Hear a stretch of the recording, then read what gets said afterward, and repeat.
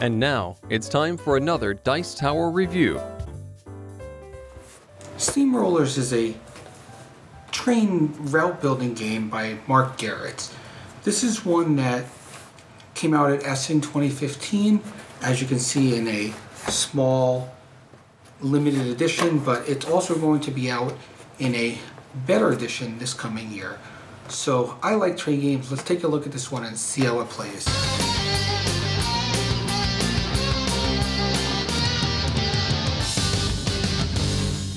In Steamrollers, you're trying to deliver goods on the main map using your separate map. The way this works is it's a dice drafting game. At the beginning of the game, cubes are set up on the different spaces on the board. You put the amount of cubes based on the number of players plus 2 to have extra cubes on the board. If there are blue cubes in the blue area, you would take them off. Once the board is seated, then you start the game. What you're going to do is you're going to roll the amount of dice plus 1 extra white die for the amount of players. The black die is going to determine what kind of track can be built this turn. So 1, 2, 3, 4, 5, 6 will determine, in case of 4, you could build a sharp curve or a medium curve. Then you have 4 dice, and starting with the start player each round, you're going to draft one of the dice.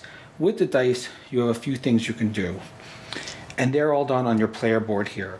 One thing is you can add to your locomotive. So when you add to your locomotive, it gives them a faster speed. As you can see, you could add from 1 to 6, 1 time each, to make your locomotive up to 6. If you have at least a 4 locomotive, let's say you built a 6, a 1, a 2, and a 5, you'd have a 4 locomotive. You'll get points at the end of the game for having at least 4 speed, and more points if you have a 5 or 6 speed. So that's one action you can do. Another action is you can build a track. So when you build a track, what you can do is you can take, in this case, region number 1, because it's a 1, which is the yellow region here, and you can build a track. And because we rolled a 4 here, you could either build a super curve, a sharp curve, or a medium curve track. And you draw your track right in on your paper. Everyone has a separate pad, as you can see here. You draw your track in. Another action you could do is to deliver cargo. Once you have some track laid out, let's say a track here, a track going through, and let's say it goes to number 2. So where you're delivering from, if you use number 1, you deliver from city 1. In this case, as you can see, there's 2 red cubes, a blue cube, and a gray cube. So if you had a line going like this all the way to this red city number 2, you could deliver this red cube from city 1 through 1, 2, 3, and you would get 3 points, and you mark them off on your delivery chart. Obviously, in order to deliver through 3, you have to have a train of at least speed 3. One of the end conditions, or the main end condition of the game, is when 3 of the cities on the main map run out of cubes, that's when the game ends. So you're kind of building your trains, connecting your routes, and then delivering goods. When you do build the trains, you don't have to keep connecting. You can build a part here, a part here, a part here. Eventually you want to connect them, because depending how many cities and towns you have connected, you're going to get points at the end of the game. So if I have cities connected, I'll get a point. If I have a city connected with a town between them, I'll get 2 points, as well as my deliveries, and as well as having a 4, 5, or 6 train. Now, there's some special powers in the game. These special powers, you claim them. What I used was little markers for each player to claim them, because I didn't want to have to cut them out, but normally you could cut these out.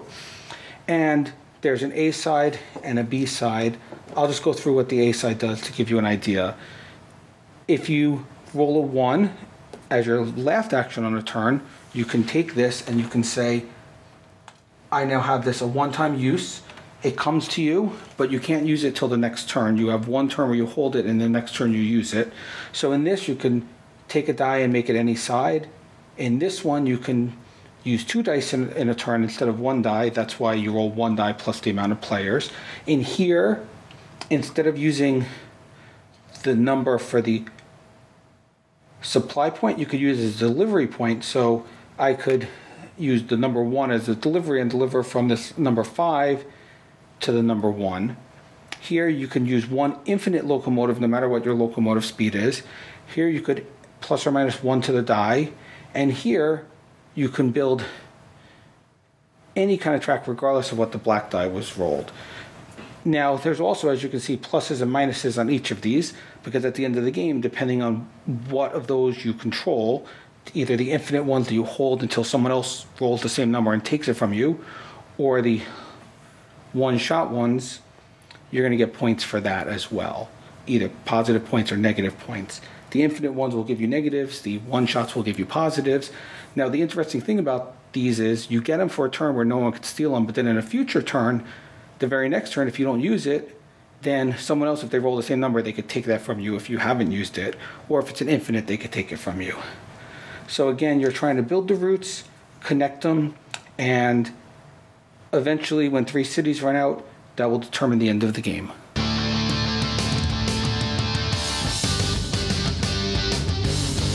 Well, I think the interesting thing about Steamrollers is it kind of is a cross between many games. It's a cross between Steam, Age of Steam, in that you're collecting cubes and delivering them from one area to the other, but it's also a cross between other simple dice drafting games like Roll Player and Sagrada, where there's dice and you're going to be drafting one of the dice to use the action for the dice.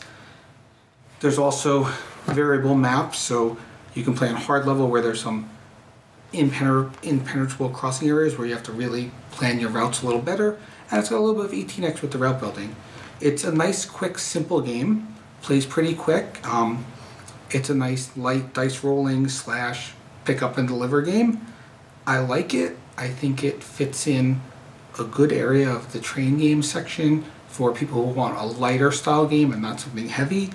I think that if you're looking for that, you'll enjoy this one. It's a good game. I wouldn't say it's a great game because it's a little light for me, but if you're looking for a light game, then it's the kind of game that you should check into when it comes into retail this year.